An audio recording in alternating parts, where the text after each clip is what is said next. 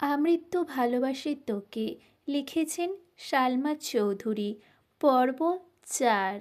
মেঘের দেহ এখনো বিছানায় লেপ্টে আছে। বোনকে খুঁজতে মিম উপরে গিয়ে দেখে মেঘ ঘুমাচ্ছে। ডাকতে ডাকতে মেঘের ঘুম ভাঙে। আপু, ও আপু, উঠো। এখনো ঘুমোচ্ছ কেন? বাড়িতে মেহমান চলে আসছে। আজান পড়ে গেছে অনেকক্ষণ আগে। উঠো, নামাজ পড়ে রেডি হও। আম্মু আমায় পাঠিয়েছে তোমায় ডাকতে। কিছুক্ষণ পর মেঘের জ্ঞান ফিরে। পাশের দেয়ালে টাঙানো দেয়াল ঘড়ির দিকে তাকায়। ১:১৫ বাজে। তৎক্ষণাৎ শোয়া থেকে উঠে বসে। আবিরকে কফি দিতে গেছিল ৮:৩০-৯টার মধ্যে। ৪ ঘন্টার উপরে তার জ্ঞান ছিল না। ৫ মিনিট বসে তারপর গোসলে যায়। নামাজ পড়ে আবিরে দেওয়া একটা লাল জামা পরে নিল মেঘ। মেঘ বেগুনি রঙের গাউন, মোটামুটি গর্জিয়াস। চুলগুলো খোঁপা করে নিল। এত লম্বা চুল ছিঁড়ে রাখলে কিছুই করতে পারবে না সে। মুখে হালকা ফেস পাউডার দিয়ে গোলাপি রঙের লিপস্টিক দিল হালকা করে। রুম থেকে বের হলো প্রায় ৩টার দিকে। মামা খালারা সবাই খেতে বসেছে। ছোটদের খাওয়া শেষ। রুম থেকে বের হয়ে করিডোরে দাঁড়িয়ে পরিস্থিতি বোঝার চেষ্টা করছে সে। বাড়িতে এত হই হুল্লোড়ের মধ্যে মাথা ধরে ফেলেছে মেঘের। নজর পড়ে সোফার দিকে। আবিরকে ঘেরাও করে বসে আছে সব মামাতো খালাতো ভাই বোনরা। তার মধ্যে একজনের দিকে নজর পড়ে স্পেশাল। একজন মালা আপুর দিকে। মালা আপু অনার্স ৩য় বর্ষে পড়ছে এখন। আবির ভাই আর মামাতো বোন। মালা আপুর একটা বড় আপু আছে, উনি মাইশা। ওনার পড়াশোনা শেষ, জব করছে এখন। দুই মণি এসেছে। কিন্তু মালা আপুর দৃষ্টি কেমন জানি আবির ভাইয়ের দিকে এমনভাবে তাকিয়েছে যেন চোখ দিয়ে গেলে খাবে আবির ভাইকে। বিষয়টা দেখে মেঘের মেজাজ গরম হয়ে গেছে। তৎক্ষণাৎ মনে পড়ে গেল রাতের কথা। তানভীর ভাইয়া বলেছিল আবির ভাইয়ের জীবনে কেউ আছে। মালা আপুই কি সেই কেউটা? ভাবতেই বুক ভরে ওঠে কষ্টে। আবিরের সমবয়সী একটা ভাই আছে, নাম সাকিব। উনি আবির ভাইয়ার দ্বিতীয় বেস্ট ফ্রেন্ড বলা চলে। আরও কয়েকটা ছোট ভাই আবির ভাইকে এটা সেটা অনেক কথা জিজ্ঞেস করছে। বিদেশ কেমন লাগে, পড়াশোনা কেমন, কিভাবে থাকতে হয়, এইসবই। মেঘ ধীর স্থির পায়ে সিঁড়ি দিয়ে নামছে। আবির এক পলক তাকায় সেদিকে। পুনরায় ভাইদের কথায় মনোযোগ দেয়। মেঘকে দেখে ২-৪ জন ডাক শুরু করে। এই মেঘ, কেমন আছিস? এদিকে আয়। মিম ছুটে আসে মেঘের দিকে। আপু, তোমাকে অনেক সুন্দর লাগছে, মাশাল্লাহ, নজর না লাগে কারো। মেঘ মুচকি হাসল। মিম মেঘকে টেনে নিয়ে সোফায় বসালো। সবার সাথে কথা বলতে বলতে হঠাৎ দৃষ্টি পড়ে আবির ভাইয়ার দিকে। উপর থেকে সে শুধু মালা আপুর নজরটাই দেখেছে। এখন সে আবিরকে দেখছে। নীল পাঞ্জাবি, সাদা প্যান্ট, মাথায় টুপি। আহা, কত মায়াবী লাগছে। আবিরের হাস্যোজ্জ্বল মুখটা দেখে প্রেমে পড়ে গেছে মেঘ। যত্রতত্র দৃষ্টি সরিয়ে পাখিদের সাথে কথা বলায় ব্যস্ত হলো। বড়দের খাওয়া শেষ। মেঘ উঠে সবাইকে সালাম দিয়ে খুব খুশগল্প করতে লাগলো। খালামণিদের অনেক দিন পর দেখছে। আগে বিয়েতে গেলে টুকটাক দেখা হতো, কিন্তু তানভীরের অত্যাচারে মেয়েটা বিয়ে বাড়িতে যাওয়া ছেড়ে দিয়েছে। তাই মামি আর খালাদের সাথে দেখা হয় না। মামা অবশ্য মাঝে মাঝে দেখতে আসে, এটা সেটা নিয়ে আসে। সারাদিনের ঘোরাঘুরি শেষে সবাই নিজেদের বাড়ির উদ্দেশ্যে রওনা দেয়। থাকার জন্য বলেছে সবাই, কিন্তু চাকরিজীবীদের কাছে বেরানো মানে কয়েক ঘন্টা। বিদায় বেলায় মালা আপুর আচরণে মাথায় রক্ত উঠে যায় মেঘের। ভালো করে বললেই হয় বেড়াতে যাবেন, গায়ে ঢলে পড়ার কি আছে? আশ্চর্য! মালার এরকম আচরণে আবির ভাই তৎক্ষণাৎ সরে না গেলে তো ওপরে পড়ে যেত এই মেয়ে। রাগে ফুঁসতে ফুঁসতে মেঘ নিজের রুমে চলে যায়। মেহমানদের বিদায় দিয়ে আবিরও বাইক নিয়ে বেরিয়ে পড়ে কোথায় যেন। মাঝখানে তানভীর একবার এসেছিল, সবার সাথে দেখা করে আবার বেরিয়ে গেছে। পার্টি অফিসে কি নিয়ে ঝামেলা চলছে, তাই বসার সময় হয়নি তার। মেঘ নিজের রুমে দরজা বন্ধ করে কাঁদতে লাগলো। কিন্তু কেন কাঁদছে সে নিজেও জানে না। অতিরিক্ত রাগে কান্না আসে মেয়েটার। মেঘ বরাবরই খুব অভিমানী, অল্পতেই কান্না করে দেয়। রাত 10টা বেজে গেছে, এখনও মুখ ফুলিয়ে রুমে বসে আছে মেয়েটা। সারাদিন খাওয়া নেই। তড়িঘড়ি করে তানভীর বাড়িতে ঢুকে একেই মাক এসেই মাকে জিজ্ঞেস করে, মেঘ খেয়েছে? হালিমা খান সহসা উত্তর দিলেন, সন্ধ্যার পর থেকে এত ডাকছি দরজা তো খুলছে না। তানভীর আর কথা বাড়ালো না, তড়িৎ গতিতে ছুটে গেল বোনের দরজার সামনে। প্রথমে আস্তে করে ডাকলো, মেঘের সাড়া নেই। আচমকা চোয়াল শক্ত করে এক প্রকার চিৎকার দিল, মেঘ, তুই এই মুহূর্তে দরজা না খুললে তোর কপালে শনি আছে বলে দিলাম। মেঘ শোয়া থেকে এক লাফে উঠে বসল। কয়েক সেকেন্ডে দৌড়ে গিয়ে দরজাটা খুলল। চোখ তুলে তাকানোর সাহস নেই ভাইয়ের দিকে। আজ পর্যন্ত তানভীর মেঘের গায়ে হাত তোলেনি, শুধু ধমকই দেয়। কিন্তু ভাইকে এক বিন্দু বিশ্বাস করে না মেঘ। কখন আবির ভাইয়ের মতো নাক মুখে মারবে, থাপ্পড় বিশ্বাস নেই। দরজা খুলতেই নরম স্বরে তানভীর বলল, খেতে যা। মেঘ তানভীরের এত নরম স্বর কোনোদিনও শোনেনি। ভাবতেই পারছে না ভাইয়া তাকে এত ভালোবেসে খেতে বলছে। খাওয়া শেষ হলে তোর ফোনটা নিয়ে দিস, তোকে একটা ফেসবুক আইডি খুলে দিব। তানভীরের এমন কথায় মেঘ আহম্মক বনে গেল। তানভীর ভাই বরাবরই এরকম, নিজের নিজেই ছাড়বে, তারপর নিজেই আদর করবে, এটা সেটা কিনে আনবে মেঘের জন্য।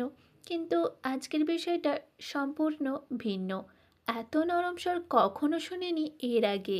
নিমেষেই মনটা খুশিতে ভরে গেল মেঘের। খাবার টেবিলে বসে আপন মনে খাচ্ছে মেঘ। আজকে তার পছন্দের অনেক রেসিপি আছে, একটু একটু করে সব চেক করছে। কিন্তু রাগে ফুসফুস করছে মেঘের আম্মু হালিমা খান, সন্ধ্যা থেকে যে তোকে এতবার ডাকতে গেলাম, বের হলি না কেন? ঠিকই তো ভাইয়ের ভয়ে বের হয়ে আসলি, আমাকে কেন কষ্ট দিস? তোকে কে কি বলে 2 দিন পর পর না খেয়ে পড়ে থাকিস? কিছুদিন পর যে অ্যাডমিশন, না খেলে পড়বি কিভাবে? আর না পড়লে ভর্তি হবি কিভাবে?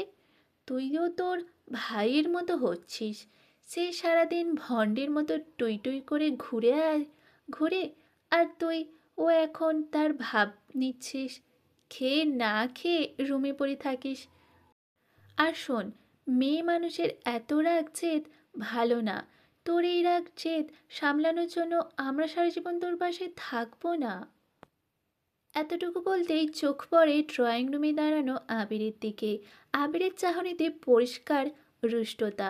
শ্যামবর্ণের মুখমণ্ডল কালো দেখাচ্ছে।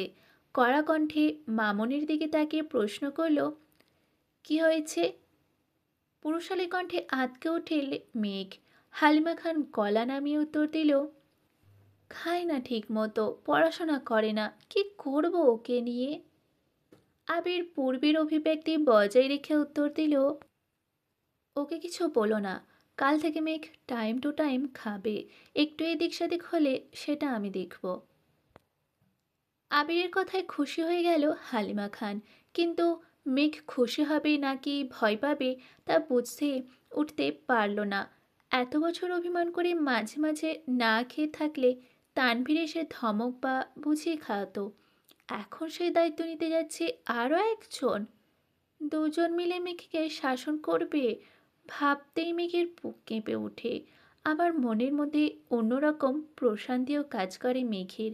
আবির ভাইয়ের মূল্যবান সময়ের মধ্যে 5 মিনিট সময় যে মেঘকে নিয়ে ভাববে, এতেই খুশি লাগছে মেঘের। তৎক্ষণাৎ মনে হয়ে পড়ে গেল তানভীর ভাইয়া বলেছে ফেসবুক আইডি খুলে দেবে। তারপর খেয়ে রুমের দিকে ছুটল মেঘ। রুম থেকে ফোন নিয়ে ছুটে গেল তানভীর ভাইয়ার রুমে। কিন্তু তানভীর ভাইয়া রুমে নেই। কিছুক্ষণ অপেক্ষা করলো কিন্তু কোথাও নেই। মোবাইল নিয়ে নিজেই রুমে ঢুকতে যাবে, হঠাৎ শুনতে পেল তানভীরের কণ্ঠ। কিন্তু কোথায় আছে? বাধ্য হয়ে মেঘ জোরে ডাক দিল, ভাইয়া। তানভীর পাশের রুম থেকে উত্তর দিল, আবির ভাইয়ের রুমে আছি, আয়। আবির ভাই নামটা শুনে মেঘের বুকটা হু হু করে উঠে চিন্তায়। নিজেকে নিজের সাহস দেওয়ার চেষ্টা করলো। তারপর গুটিসুটি পায়ে হেঁটেই দরজায় দাঁড়ালো। ভেতরে আয়, মোবাইলটা দিয়ে যাই, তুমি কাজ করো। আরে ভিতরে আয়, বস তুই, তোকেও দরকার লাগবে। মেঘ আর কথা না বাড়িয়ে চুপচাপ খাটের কর্নারে বসলো। আবির নেই রুমে, ওয়াশরুমে আছে মনে হয়। তানভীর ফোন নিয়ে কি যেন করছে। তখনই ওয়াশরুম থেকে বের হলো আবির। মেঘের দৃষ্টি পড়ে সেদিকে। একটা ছাই রঙের টি শার্ট আর ব্ল্যাক একটা ট্রাউজার। ভেজা চুলগুলো থেকে টপ টপ করে পানি পড়ছে। শরীরের টি শার্টটা অনেক জায়গায় ভিজে গেছে। মেঘ টেনে হিঁচড়ে দৃষ্টি নামিয়ে আনলো, মনে মনে ভাবছে। আবির ভাই খাটের অপর পাশে মোবাইল হাতে নিয়ে বসেছেন। তানভীর ভাইয়া মোবাইলে ফেসবুক অপশনে ক্রিয়েট নিউ অ্যাকাউন্টে ঢুকতেই তানভীর ভাইয়ার ফোনে কল আসে। দাঁড়িয়ে পকেট থেকে ফোন বের করে রিসিভ করে কথা বলা শুরু করে। অমনি মেঘের মোবাইলটা আবিরের হাতে দিয়ে বলে,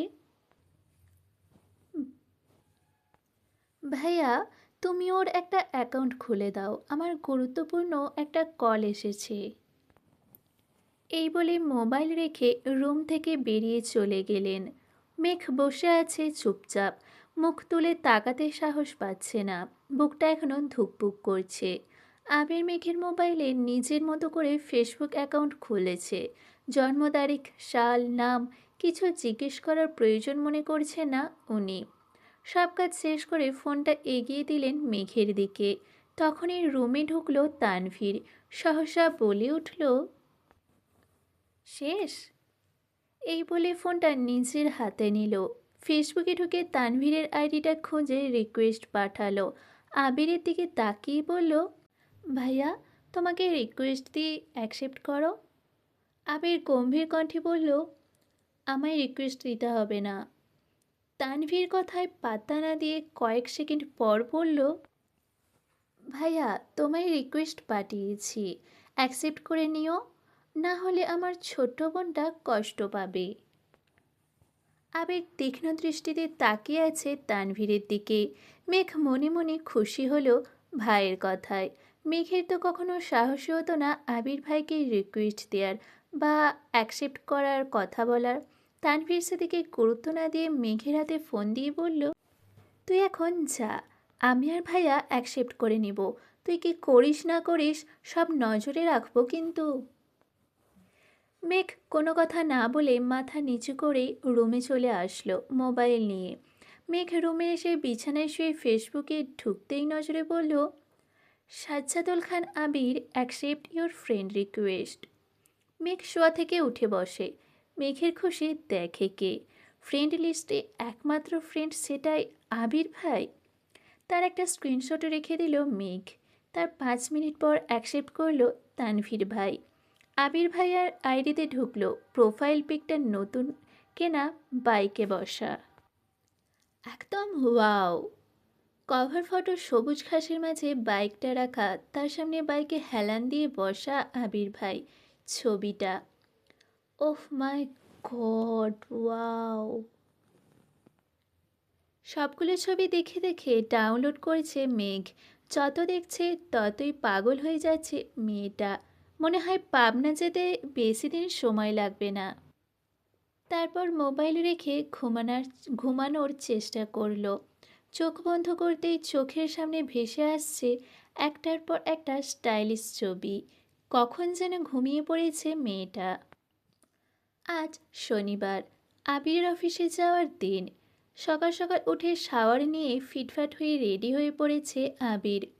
7:30 বাজে মাত্র। নিজের রুম থেকে বের হয়ে করিডোর দিয়ে দ্রুত হাঁটছে। হঠাৎ মেঘের দরজার সামনে এসে দাঁড়িয়ে দরজায় ডাক দেয়। দুবার ডাক দিয়ে ঘুমন্ত মেঘ ঘুমে টলতে টলতে দরজা খুলে। সামনে দাঁড়িয়ে আছে আবির ভাই। নিজের চোখকে যেন বিশ্বাসই করতে পারছে না। প্রথমে ভেবেছে এটা স্বপ্ন, তারপর এদিক সেদিক তাকিয়ে বুঝল এটা বাস্তব। আচমকা এইভাবে আবেগে দাঁড়ানো দেখে ভ্যাবাচাকা খেল মেয়েটা। মেঘের চেহারায় নিদ্রিত ভাবটা লেপ্টে আছে এখনো। আবির পূর্ণ দৃষ্টিতে পরখ করল অষ্টাদশী রাঙা মুখবিবর। তারপর চোখ সরিয়ে নিয়ে বলল, 5 মিনিটের মধ্যে খেতে আয়। পুনরায় দ্রুতগতিতে হাঁটা দিল। আবিরের অযাচিত উপস্থিতি নাড়িয়ে দিয়েছে মেঘের মস্তিষ্ক। হঠাৎ মনে পড়ে গেল 5 মিনিটের নিচে যেতে হবে। তৎক্ষণাৎ ছুটল ওয়াশরুমে। 5 মিনিটের মধ্যে নিচে উপস্থিত হলো মেঘ। এই সময় মেঘকে খাবার টেবিলে দেখে অবাক হলো সকলে। 2 বছর যাবৎ মেয়েটা সকালে সবার সাথে খায় না। প্রাইভেট থাকলে আগে খায়, না হয় সবাই অফিস বা স্কুলে চলে গেলে তারপর খেয়ে কলেজে যায়। হালিমা খান ছুটে আসলেন মেয়ের দিকে। আয় আয় বস মা, কে খাবি বল। টেবিলের কাছে আসতেই দেখলো একটা চেয়ারই ফাঁকা আছে, সেটা আবার আবির ভাইয়ের বিপরীতে। কিন্তু এখানে বসার বিন্দুমাত্র পরিমাণ ইচ্ছে নেই তার। কারণ আবিরের আশেপাশে থাকলে মেঘ কেমন একটা ঘোরে থাকে। মন মস্তিষ্ক সব যেন আবিরের নিয়ন্ত্রণে থাকে। কিন্তু কিছু করার নেই, বাধ্য হয়ে বসতে হলো এই চেয়ারে। আবির মাথা নিচু করে মনোযোগ দিয়ে খাচ্ছে। মেঘ তখন ঘুমে টলতে টলতে আবিরকে দেখেছিল রাজপুত্রের মতো, কিন্তু এখন আর সে তাকাতে পারছে না। শীর্ণ বক্ষ ধরফর করছে মেঘের। মনে মনে খুব করে যাচ্ছে একটু তাকিয়ে দেখতে আবিরকে, কিন্তু মনে হচ্ছে কিছু একটা মাথায় চেপে বসে আছে, মুখটাই তুলতে পারছে না। আলিয়া আহমেদ খান হঠাৎ বলে উঠলেন, মেঘমা, আজ থেকে তোমার নতুন টিউটর আসবে। সারাদিন তো তুমি বাইরে থাকবে, তাই তাকে সন্ধ্যার পর আসতে বলেছি। মেঘ চুপচাপ খাবার খাওয়ার চেষ্টা করছে। বুকের ভেতর যে ঝড় তুফান চলছে তা যেন কেউ বুঝতে না পারে। আবির সবার আগে খাবার শেষ করে বাসা থেকে বের হয়ে গেল। আবিরের পেছন পেছন আলী আহমেদ খান, মোজাম্মেল খান ও ইকবাল খানও চলে গেলেন। ইকবাল খান আগেই অফিসে জানিয়ে দিয়েছেন অফিস যেন সাজিয়ে গুছিয়ে রাখে। আবির অফিসের সামনে এসে বাইক পার্ক করে অফিসে ঢুকতে গেলে সিকিউরিটি গার্ড বলে ওঠেন, স্যার আপনাকে একটু বসতে হবে, বড় স্যাররা না আসলে আপনি ভেতরে যেতে পারবেন না। আবিরের পায়ের রক্ত মাথায় উঠে যাচ্ছে। রাগে কটমট করতে করতে ওয়েটিং রুমে বসে আছে সে। 10 মিনিটের মধ্যেই অফিসে ঢুকলেন 3 ভাই। আবির তখনও বসেই আছে। কিছুক্ষণ পর সিকিউরিটি গার্ড এসে ডাকলেন, স্যার আপনাকে ভেতরে যেতে বলেছে। আবির নির্ভীক ভঙ্গিতে হেঁটে ভেতরে চলে গেল। অফিসের ভেতরে ফুল দিয়ে সাজানো। ঢুকতেই সবাই হাততালি দিয়ে কনগ্র্যাচুলেশনস জানাচ্ছে আবিরকে। দু একজন ছবি তোলায় ব্যস্ত। বাবা চাচা 3জন আর আবির মিলে একটা কেকও কাটলো। 3 ভাইয়ের তো আজকে খুশির দিন। বংশের বড় ছেলে তাদের কোম্পানির হাল ধরতে যাচ্ছে। এর থেকে বড় পাওয়া আর কি আছে। তানভীরের মতো আবির যদি মুখের উপর বলে দিত, আমি ব্যবসা সামলাবো না, তখন তো কিছুই করার ছিল না। আবির যেহেতু মেনে নিয়েছে, এতেই হবে। ঘণ্টাখানেক হলো আবির অফিসে এসেছে। এর মধ্যে চাচু ইকবাল খান ভাতিজাকে সব কাজকর্ম বুঝিয়ে দিতে ব্যস্ত। অন্যদিকে আলী আহমেদ খান এবং মোজাম্মেল খান আজ আড্ডায় মগ্ন। তাদের মাথা থেকে সব চাপ চলে গেছে। 2 ভাই মিলে চা খাচ্ছে, খুনসুটি করছে। এত বছরের ব্যবসায়িক জীবনের অবসানের সময় এসেছে এবার। সারাদিন আবিরের ব্যস্ততায় কাটে। প্রথম দিনের অফিস, দায়িত্ব বুঝে নেওয়া বিশাল চাপ। মাঝখানে একবার সময় করে বাবা চাচাদের সাথে তোলা ছবি ফেসবুকে শেয়ারও করেছিল। 6টায় বাসায় ফিরেছে আবির। এসে সোজা রুমে চলে গেছে। শাওয়ার নিয়ে রেস্ট নিচ্ছে। হয়তো ঘুমিয়ে পড়েছিল। দুঃস্বপ্নই দেখল কি না, আচমকা উঠে বসলো বিছানায়। আবিরের চোখে মুখে উদ্বেগ স্পষ্ট। তড়িঘড়ি করে রুম থেকে বের হয়ে নিচে আসলো। পরিস্থিতি স্বাভাবিক। মালিহা খান এবং হালিমা খান কাজে ব্যস্ত। আদির আম্মু আদিকে নিয়ে পড়াতে বসেছেন। মিমও হয়তো পড়ছে নিজের রুমে। কয়েক মুহূর্ত সোফায় বসে আবার উঠে রান্নাঘরের দিকে গেল। হালিমা খানের দিকে তাকিয়ে ঠান্ডা কণ্ঠে জিজ্ঞেস করল, মেঘ কোথায় মামনি? মেঘের টিউটর এসেছে, পড়ার ঘরে পড়াচ্ছে। ওহ, আচ্ছা, আমায় একটু কফি করে দিতে পারবে? একটু অপেক্ষা করো বাবা, এখনই দিচ্ছি। আবির ছোটবেলা থেকেই নিজের মা মালিহা খানকে আম্মু, আর তানভীরের আম্মুকে মামনি, আর আদির আম্মুকে কাকিয়া ডেকে অভ্যস্ত। এত বছরও তার ডাকে পূর্বের ন্যায় মিষ্টতা মিশে আছে। সোফায় বসে কফি খাচ্ছে আর মোবাইল ঘাঁটাঘাঁটি করছে। 20 মিনিট পর পড়ার রুম থেকে বের হলো একটা ছেলে। বয়স হয়তো 22-23 হবে। 5 ফুট 7-8 হবে লম্বা, চোখের চশমা। হালিমা খানকে বলল, আন্টি, আজ আসি, আবার কাল আসবো। হালিমা খানও হাসি মুখে বললেন, আচ্ছা ঠিক আছে। এদিকে আবিরের কোমলতা পাল্টে গেল, চটে গেল ভীষণ। সবাইকে ঘুষি বসালো সোফার পাশের দেয়ালে। আবিরের চোখ আগুনের মতো লাল হয়ে গেছে। এক মুহূর্ত বসল না, সোজা উঠে ধপধপ করে সিঁড়ি দিয়ে উঠে নিজের রুমে চলে গেল। অতিরিক্ত রাগে আবিরের তামাটে চেহারা রক্তবর্ণ ধারণ করেছে। চক্ষু যুগলে ক্রোধ স্পষ্ট প্রতীয়মান হচ্ছে। 5-7 মিনিটের মধ্যে ভীষণ তাড়াহুড়োতে তৈরি হয়ে নিচে নামছে আবির। মেঘ পড়ার রুম থেকে বই খাতা নিয়ে রুমের উদ্দেশ্যে রওনা দিল। হঠাৎ সিঁড়ির নিচে সাইড হয়ে দাঁড়িয়ে পড়ে সে। আবির ভাই হুলুস থুলুস বাঁধিয়ে নামছে। মেঘ একদৃষ্টিতে তাকিয়ে আছে। মানসিক টানাপোড়েনে ভুগছে মেয়েটা।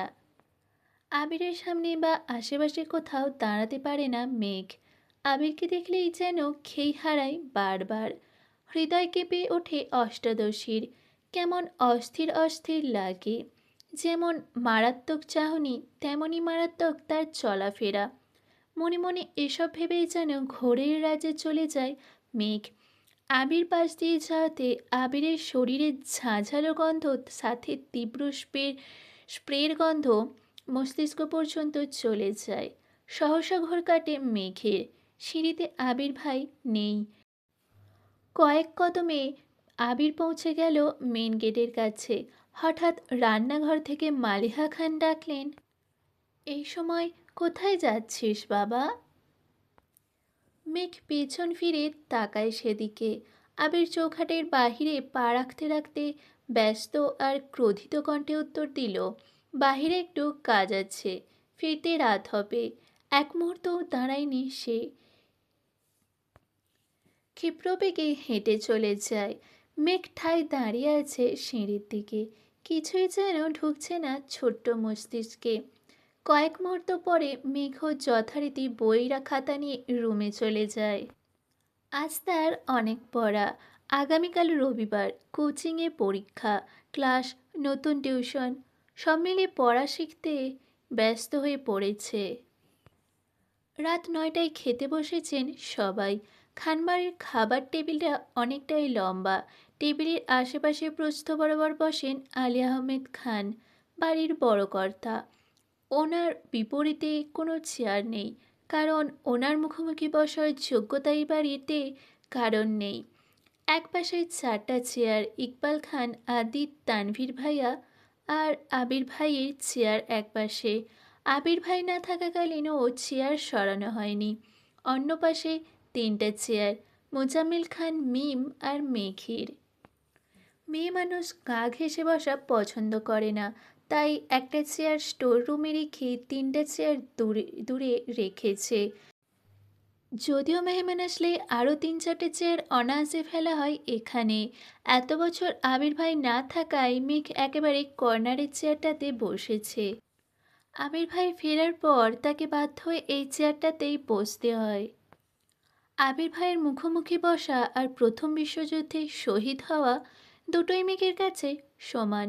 রোজ দুবার চোখের সামনে নিজের মস্তিষ্কের রক্তক্ষরণ সহ্য করা, বুকের ভেতর উথাল পাতাল ঢেউ সামলানো, সেই ধারালো চোখের চাউনি প্রতিবার যেন পিষপিষ করে কাটে অষ্টাদশের হৃদয়টা। এদিকে বোকা মেঘ এখনো অনুধাবনই করতে পারছে না আবির ভাই কি তার শুধুই ক্রাশ, নাকি সে তার প্রেমেও পড়েছে। আচমকা আলী আহমেদ খানের রাশভারী কণ্ঠে মেঘের গাঢ় চিন্তার ব্যাঘাত ঘটল। আবির কোথায়? অফিসের কাজ তো সে সন্ধ্যাবেলায় শেষ হয়েছে, তাহলে এত রাতে কোথায় সে? মালিহা খান তথস্থ ভঙ্গিতে বললেন, ও তো সন্ধ্যায় এসেছিল, রেস্ট নিয়ে কফি খেয়ে তারপর বের হলো। ছেলেদের নিষেধ করো রাত বিরেতে ঘোরাঘুরি করতে। ইকবাল খান সাবলীল ভঙ্গিতে বলে উঠলেন, বড় ভাইয়া তুমি চিন্তা করো না, ছেলেটা এত বছর পর দেশে ফিরেছে, বন্ধুদের তো একটু সময় দিতে হয়। আল্লাহ আহমেদ খান চুপচাপ খাওয়া শেষ করলেন। ওঠার আগ মুহূর্তে মেঘের দিকে তাকিয়ে বললেন, শাহরিয়ার কেমন পড়িয়েছেন মা? মেঘ নরম স্বরে বলল, ভালো পড়িয়েছেন। আর কোনো কথা বললেন না। উঠে বেসিন থেকে হাত ধুয়ে নিজের রুমে চলে গেলেন। তার কিছু সময় পর বাকি দুই ভাইও যে যার রুমে চলে গেল। খাবার টেবিলে বসে বসে খাচ্ছে খানবাড়ির তিন বাঁদর। মেঘ বড় বাঁদর, মিম হলো মেজো বাঁদর, আর আদি হলো সবচেয়ে ছোট বাঁদর। তিনজনে রাজ্যের গল্পে মেতেছে। হালিমা খান এসে ধমক দিলেন, এই মেঘ, তোর কি এখন বাদরামি করার সময়? দুদিন পর পরীক্ষা শুরু হয়ে যাবে, পড়াশোনা বাদ দিয়ে আড্ডায় মজে থাকে সব সময়। মেঘের প্রফুল্ল মুখটা তৎক্ষণাৎ মলিন হয়ে গেল। কোনো রকমে খাবার শেষ করে রুমে চলে গেল। পড়াশোনায় মনোযোগ দিল। আবির কত রাতে ফিরেছে সে হদিস কেউ রাখেনি। তানভীর ফিরেছে 11টায়, তখনও হালিমা খান অপেক্ষায় ছিলেন। তানভীর মাকে ঘুমিয়ে যেতে বললেন। তারপরও হালিমা খান 12টা পর্যন্ত অপেক্ষা করলেন। আবির ফিরেনি, তাই বাধ্য হয়ে ঘুমিয়ে পড়েছেন। আবির ফিরেছে রাত 2টার দিকে। কোনো রকমে ফ্রেশ হয়ে বেলকনিতে পাতা চেয়ারে হেলান দিয়ে আকাশের পানে তাকিয়ে আছে। দৃষ্টি নিবদ্ধ দূরে। ওই চাঁদে কিছুক্ষণ পর পর মেঘে ঢেকে যায়, আবারও আলোকিত হয়। আবিরকে যেন ভাবে খানিকক্ষণ, তারপর গম্ভীর কণ্ঠে নিজেই নিজেকে শুধালো, তুই কি কোনোদিনও শুধরাবি না? কেটে গেল আবিরের নির্ঘুম নিদ্রাহীন রাত। সকাল 8টায় খাবার টেবিলে বসে খাবার খাচ্ছে মিম, মেঘ, আদি, তানভীর আর কাকামণি ইকবাল খান। বড় দুই ভাই ভোর সকালে অফিসের উদ্দেশ্যে রওনা দিয়ে দিয়েছেন। মেঘ মিমের সাথে ফিসফিস করে আড্ডায় ব্যস্ত। তানভীর যেন দেখেও না দেখার মতো খাচ্ছে। আগে হলে একটা ধমক দিয়ে বলতো, চুপ থাক। আজ যেন কিছুই করলেন না। তাই মেঘ আর মিম আপন মনে গল্প করে করে খাচ্ছে। মেঘের মনোযোগ ভাঙল কারো চেয়ার টানার শব্দে। মেঘ তৎক্ষণাৎ তাকালো। আবিরের নিখাত দৃষ্টি মেঘের চোখে নিবদ্ধ। মেঘ এক পলক তাকিয়ে চোখ নামিয়ে ফেলল। বুকের ভেতর ধুকপুকের মাত্রা বাড়ছে। তার সাথে নিযুক্ত হলো চিন্তার ছাপ। মাথা নিচু করে মনে মনে বলল, আবির ভাইয়া সারা রাত ঘুমাননি? ফ্যাকাশে হয়ে আছে মুখটা, কি হয়েছে ওনার? এসব ভেবেই মেঘ আঁতকে উঠছে বারবার। গতকাল সন্ধ্যায় বের হলো, চোখ অন্ধকার করে। রাতে কখন ফিরেছেন উনি? কোথায় ছিলেন সারা রাত? এইসব চিন্তায় মেঘের উৎফুল্ল মেজাজটা খারাপ হয়ে গেল। মিমের ডাকে স্বাভাবিক হলো মেঘ। মিমের খাওয়া শেষ উঠে যাচ্ছে। এতক্ষণে তানভীর আর ইকবাল খানও খেয়ে চলে গেছেন। খাবার টেবিলে এখন শুধু আদি, আবির আর মেঘ। মেঘ প্লেটের ভাতগুলো তাড়াতাড়ি শেষ করলো। যেই না উঠতে যাবে, আবির ভাই মেঘের প্লেটে আরও 2 চামচ ভাত দিলেন। মেঘ ছোট করে চিৎকার দিতে গিয়েও দিল না। চোখ পড়ল আবিরের দিকে। আবিরের তামাটে মুখখানা দেখে চোখ নামিয়ে নিল। আবির প্রখর তপ্ত স্বরে বলল, এগুলো শেষ করে তারপর উঠবি। মেঘ কিছু বলতে গিয়েও থেমে গেল। আবির আবার বলে উঠল, তোর নামে সারাক্ষণ শুধু অভিযোগ শুনি, খাস না খাস না। এখন চুপচাপ খা। একটা কথা বলবি তো 1 চামচ ভাত দিব। মেঘ চিবুক গলায় ঠেকালো। অল্প অল্প করে ভাত খাচ্ছে। হঠাৎ আদি উৎফুল্ল মেজাজি বলল, মেঘাপু, আমার খাওয়া শেষ, তুমি লাস্ট, হা হা হা। মেঘের মুখটা আরও ছোট হয়ে গেল। কিছুক্ষণ আগেই 3 ভাই বোন মিলে চ্যালেঞ্জ নিয়েছিল যে আগে খেয়ে ফার্স্ট হবে তাকে একটা কিটক্যাট দেওয়া হবে। মেঘই ফার্স্ট হতো, কিন্তু আচমকা আবির বসাতে মেঘের মনোযোগ নষ্ট হয়ে যায়, খাওয়া বন্ধ হয়ে যায়। তাই মিম ফার্স্ট হয়ে গেছে। আদির আগে খাওয়া শেষ করলে তো অন্ততপক্ষে দ্বিতীয় থাকতো। আমির ভাইয়ের ওপর কিছুটা ক্ষিপ্ত হলো মেঘ। সঙ্গে সঙ্গে মনোযোগকে বিঘ্ন ঘটল। মনে মনে বলল, আবির ভাইকে কি জিজ্ঞেস করব কি হয়েছে। ততক্ষণে প্লেটের ভাত জোর করে খেয়ে শেষ করেছে। মেঘের জিজ্ঞাসনেত্র যুগল আবিরের মুখের পানে। মেঘের হাত পা কাঁপছে, গলা শুকিয়ে আসছে। কে জিজ্ঞেস করতে চেয়েছিল সব এলোমেলো হয়ে গেছে। আবির ভাইকে দেখলে প্রতিবার যেমন বুকের ভেতর কেউ ঢেউ কেউ ঢোল বাজে নৃত্য করে, আজও তার ব্যতিক্রম হলো না। মুখ দিয়ে টু শব্দটা বের করতে পারছে না। গলা শুকিয়ে কাঠ হয়ে গেছে। চোখ নামিয়ে গ্লাস টেনে ঢকঢক করে পুরো গ্লাসের পানিটা শেষ করলো। আবিরের এদিকে কোনো মনোযোগ নেই, সে তার খাওয়াতে মগ্ন। মেঘ বসে থাকতে পারছে না। আবির ভাইয়ের সামনেই তার কোনো রকমে কাঁপা কাঁপা পায়ে বেসিনে চলে গেল। আবির চোখ তুলে এক পলক দেখল প্লেটটা। খাওয়া শেষ, তাই আর কথা বাড়ায়নি। হাত তুলে ধুয়ে কোনো রকমে রুমের উদ্দেশ্যে ছুটল মেঘ। সিঁড়িতে এমনভাবে ছুটেছে যেন থামলেই পায়ের শিরশিরি গড়িয়ে পড়বে নিচে।